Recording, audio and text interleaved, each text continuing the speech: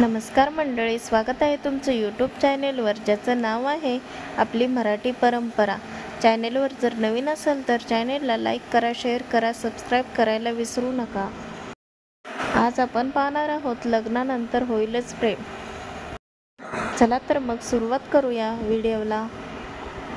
Latest प्रोमोमध्ये असं पाहायला मिळतं की मित्रांनो, तुम्हाला तर माहितीच आहे, काव्याचं आणि जीवाचं एकमेकांवरती खूप प्रेम होतं ते.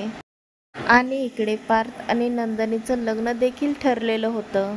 नंदिनी किडनॅप झाली आणि होत्याचं नव्हतं झालं. गावकऱ्यांच्या जबरदस्तीमुळे काव्याचं जीवावर प्रेम असताना सुद्धा तिला पार्थ बरोबर लग्न करावं लागलं.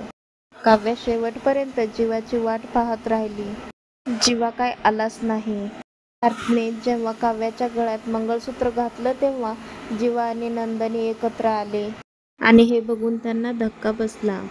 काव्याने पार्थ बरोबर लग्न केल्यामुळे जीवा काव्याचा तिरस्कार करू लागला आणि तिला म्हणत होता की तू आपल्याबद्दल घरी सांगायला हवं होतं, पण तू तसं काही केलं नाहीस. या रागात तो नंदिनीशी लग्न करायला तयार झाला. नंदिनीकडे पण काही ऑप्शन नसल्यामुळे गावकऱ्यांसमोर नंदिनीला पण जीवाशी लग्न करावं लागलं. आता जीवाचं नंदिनीचं लग्न झालं. आता काव्या म्हणते की आपण आपलं प्रेम आहे ते सगळ्या घरच्यांना सांगून टाकूया.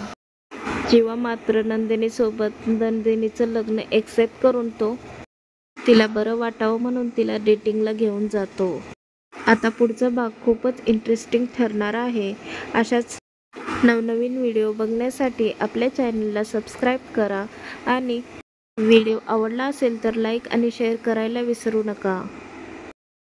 व्हिडिओ पूर्ण पाहिल्याबद्दल तुमचं मनापासून धन्यवाद.